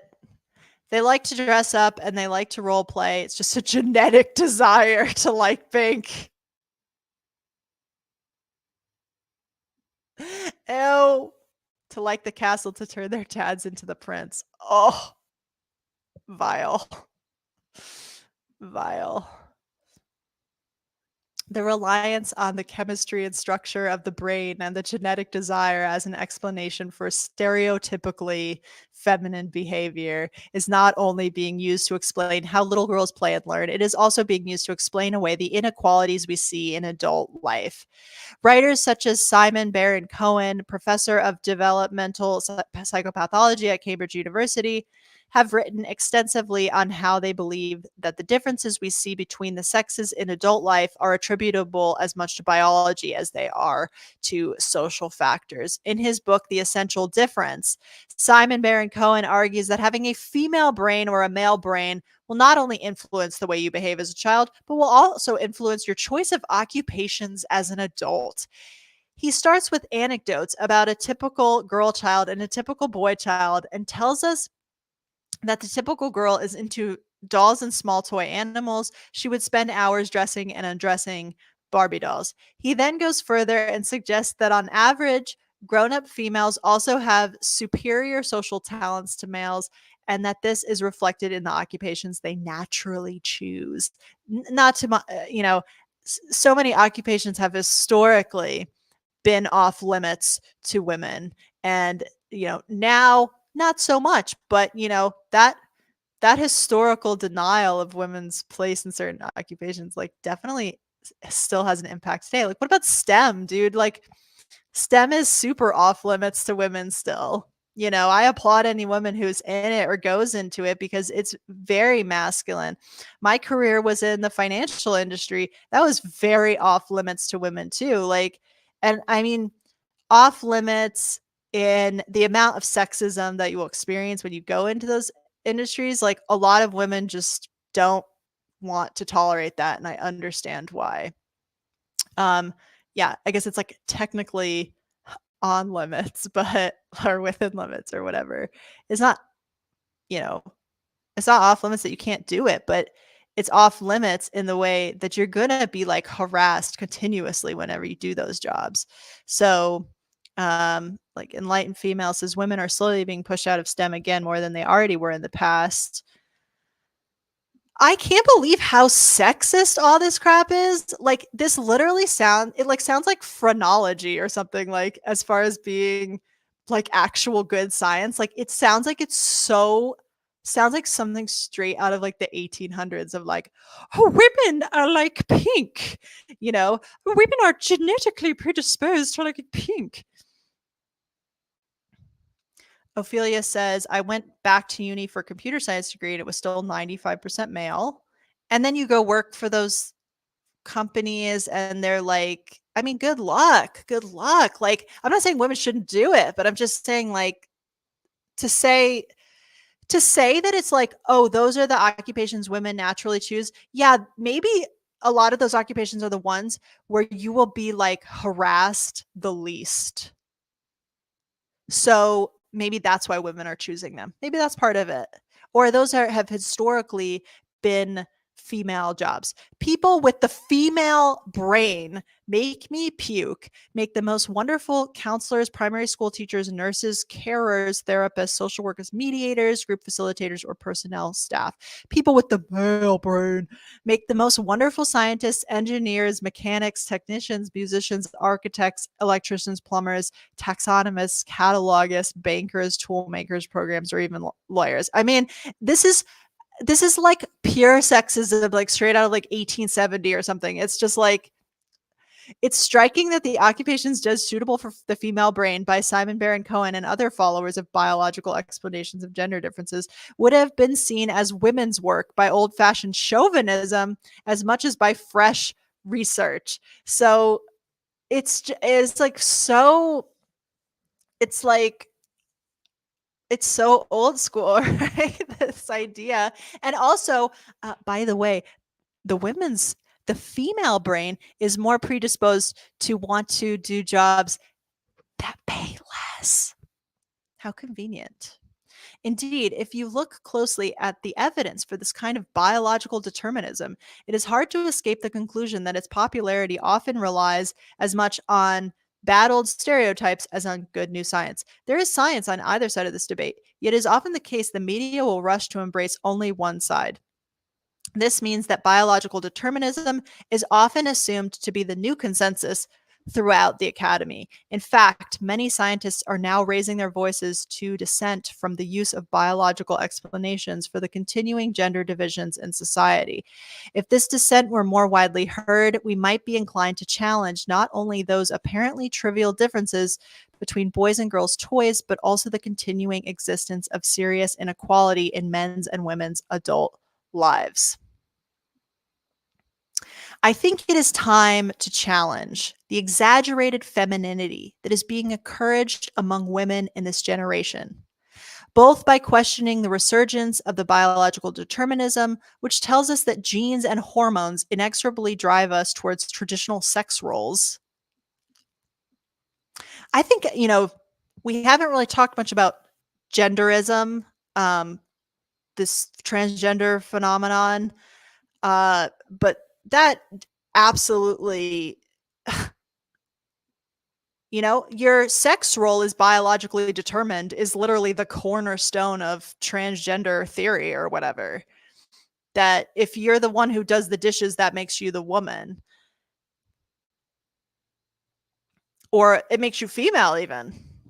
Because transgender people say it's really, like being female or male is like a full spectrum. And part of the spectrum is like the which stereotypical sex roles you're like drawn to. There are men who are like drawn to nurturing or whatever, or there are men who are drawn to sexualizing themselves, which are traditionally seen as women's roles. So that makes them a woman or even female. Insane.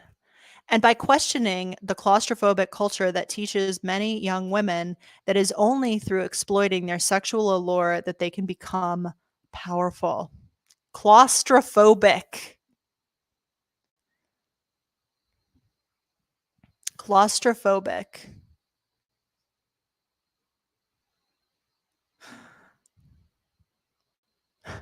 Irene, I love this. Hot take. Women make better workers in every job, except maybe awful jobs that exploit people or something.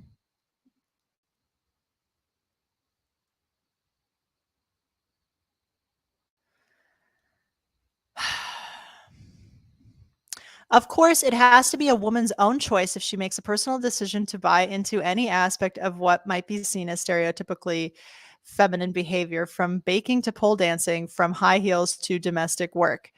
I am just as sure as I ever was that we do not need to describe to some dour and politically correct version of feminism in order to move towards greater equality. Disappointed. Like, I mean, she does wear makeup, so what I guess were you really expecting it to be 100% good? Of course. There's always a catch, guys. There's always a caveat here. You don't have to be a mean, boring feminist. You can still choose it. It's your own choice. Still choosing your own choice.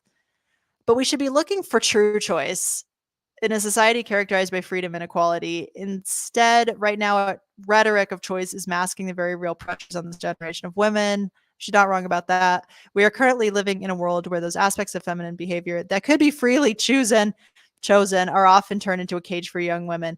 It's I kind of agree, but like I kind of like I don't agree. I mean I think there's like almost no situation in which like say wearing makeup is like a free choice. Like I don't buy that.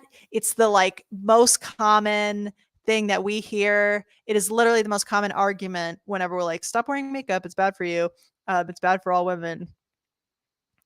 They're like, it's my choice. It's my choice. It's my choice. It's my choice. Like, it's not really. It's not really. In examining these aspects of women's experiences, I am well aware that there are places this book does not go. I have spent much of the last few years talking to women who come from places outside mainstream Western feminist debate. I have traveled to Afghanistan, Saudi Arabia, and Iran to find out how women view their rights in different parts of the world. And in the UK, I have been working alongside women who have fled here for refuge from other countries. I have learned, and I am still learning, a great deal from these individuals about the importance of working across cultures. This book does not attempt to cover such ground. Here I only stay within Western culture, but also primarily within British heterosexual experience. In doing so, I am not suggesting that other experiences are not just as valid and vital. Above all, there is no time to succumb to inertia or hopelessness. Feminists in the West have already created a peaceful revolution, opening many doors for women that were closed to them before, expanding opportunities and insisting on women's rights to education, work, and reproductive choice. We have come so far already for our daughters. The escalator doesn't have to stop on the doll's floor. Thank you all for reading that with me.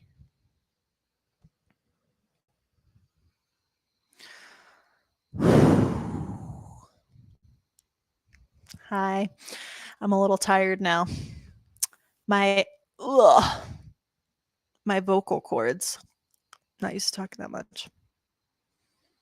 So what have you all to say about what we teach our daughters and the world that we bring them up in? It has gotten a lot worse. Like that, reading that essay, that's the first chapter of this book, Living Dolls, from, I believe it came out in 2012-ish. The world has definitely gotten like worse and a lot weirder. Feel dumber. I don't, I mean, she was criticizing it, right? It's not like we feel dumber for reading her writing, but I'm actually very surprised that people at the time that research was coming out were not being like, this literally sounds like when I hear that stuff, it just sounds like it came from a guy who has like a that sort of steampunk aesthetic of like, you know, glass jars with like little things in it, and you know what I mean? Like just that, like it's so old fashioned sounding. Like it sounds like that old like a woman is weak because of her uterus. She should not exercise. You know? Yeah, the quotes. The gender stuff has just reinforced this like crazy. Oh my gosh, I totally agree. I totally agree. Lily says, I'm so tired of little girls being brainwashed into thinking their worth is in their looks, and the worst sin they can commit is to being ugly. I thought those two, the article from the Times and the essay, went together well. The essay went a little more into like the political side of things, and that's quite important also. But yeah, just so like old timey. It sounded like something so crazy. Yeah, I agree. No one's perfect. No one's perfect in their feminism. It's fine. She's definitely did a really strong job of like calling out a lot of this nonsense that a lot of people aren't or haven't been willing to. Like, I mean, this idea that I told you all, like my wake up moment was seeing Nicki Minaj in the Anaconda video and just seeing all these articles about how this is the peak of empowerment, and I'm like, because I also like grew up in the 90s when all of that change was happening too, of women becoming more involved in politics and our government including more women and stuff like that. And I grew up with this idea that, you know, I didn't grow up with this hyper pink nonsense. Like a little bit, yeah, we had Disney princesses and stuff, but we also like, you know, I don't want to sound old, but like I also don't care. We played outside, you know, like we played outside. We like, it's so crazy. Like we just, you know, like it wasn't this glittery beauty pageant crap. Lily says, I was a child in the early 2000s, very manicured era. Yeah, I mean, growing up like pre-internet was just, it was a big W for me. It was a big W. Like I remember the analog world. I hope it goes back there. I really believe that it will. I believe we're going to enter a post-internet state at some point, more or less. Definitely post-social media, probably in the very short term, I think. I hope. So, yes. Yes, yes. What is the loss of third places? What do you mean by that?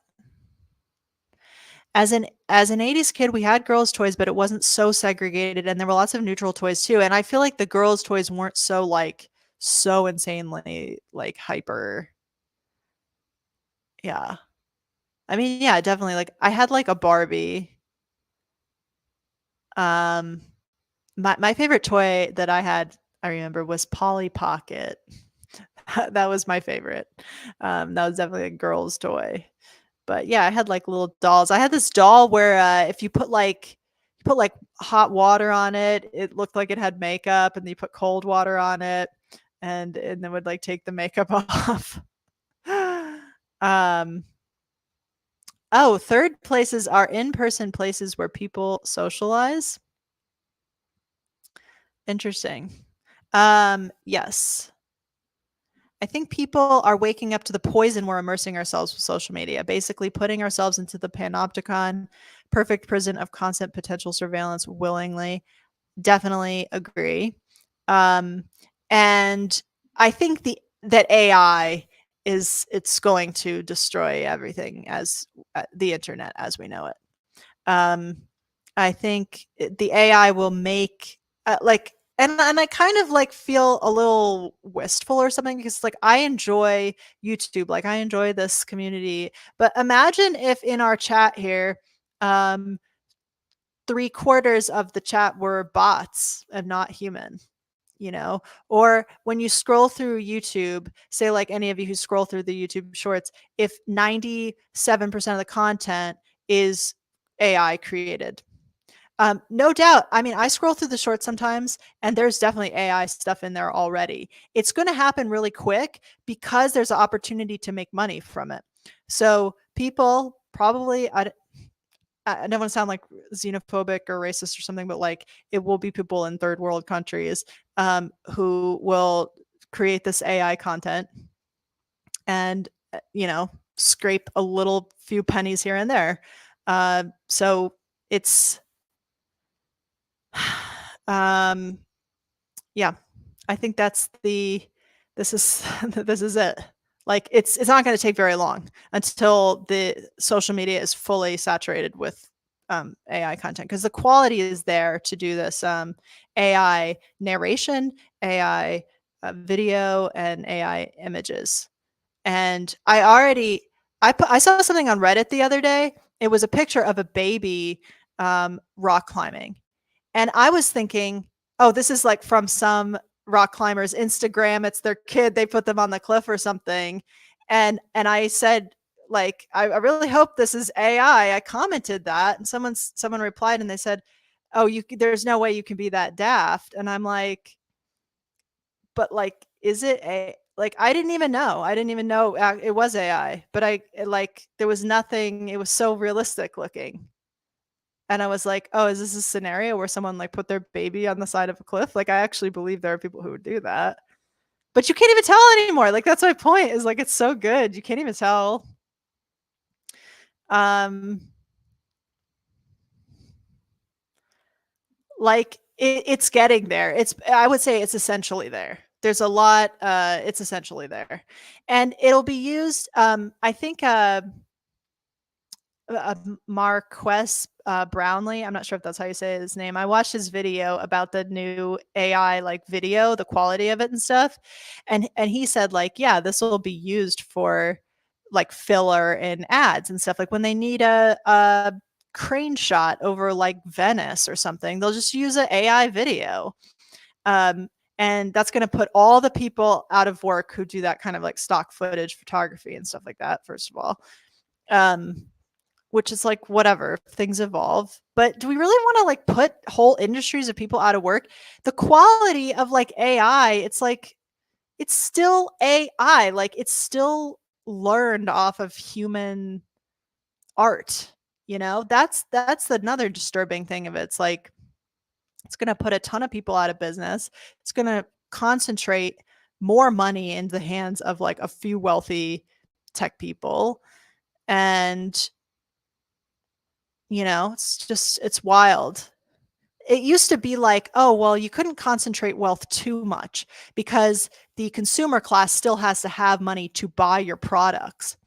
But now these companies make money by us just consuming content, which doesn't require any money on the part of the consumer, right? They just get ad revenue. So that is broken. That idea that the wealth can't concentrate so much in the hands of a few people, because if you steal everybody's money, they won't be able to buy your products and your company will go out of business. That model doesn't exist anymore. And that's like pretty frightening, in my opinion. Um,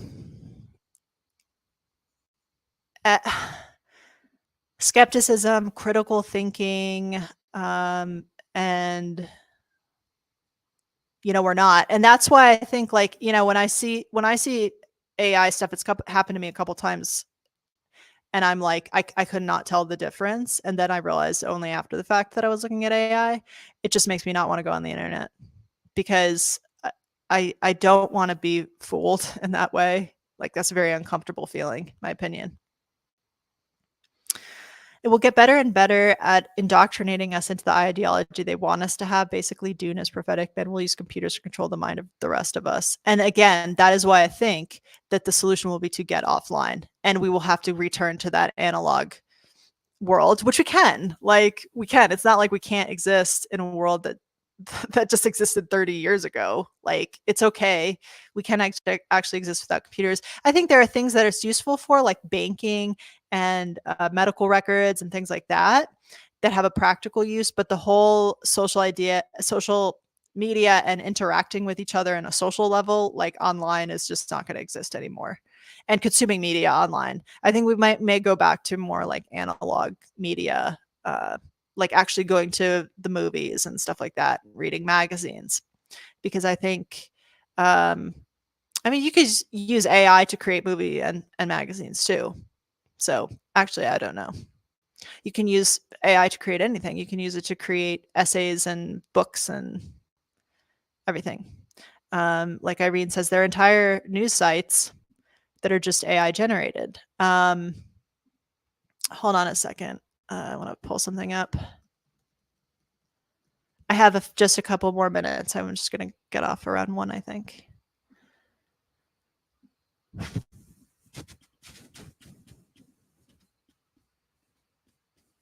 Let's see. I don't know.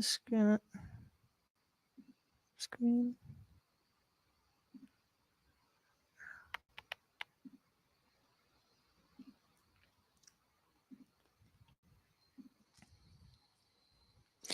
Dead internet theory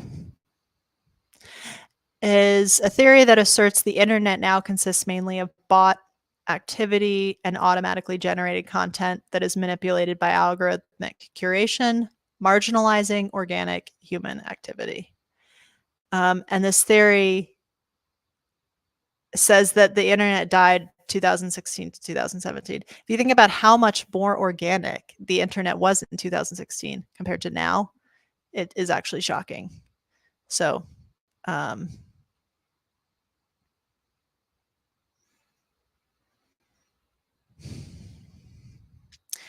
Irene says, I would love to live in an analog era. I'm too young to have experienced it. Yeah. It's where we're going, guys. The internet has had good things. It's allowed, people like the people here to gather, and that's been very positive in my experience, and obviously learning things. But the thing is, again, you're not gonna be able to trust anything. You don't know, like ChatGPT and stuff. Like, it may even have political motivations. It might not. It doesn't really matter, but content is going to become more and more derivative because right now AI and stuff like ChatGPT, it's basing its answers based Norway is like a beautiful, amazing, like the fjords and everything, and there's climbing there and hiking and forests. Like, dude, I would trade places. Um, yeah, I don't know what I was saying, but like, yeah, AI, it's just whatever. It's like derivative garbage. So, I think on that note, what's everyone doing this weekend? Is there anyone who's been listening this whole time who just wants to say hi in the chat because we just love to hear from lurkers? It's my favorite thing. Let's have a moment for the lurkers. We're just thinking of you out there.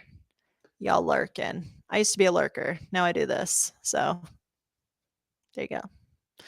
Um,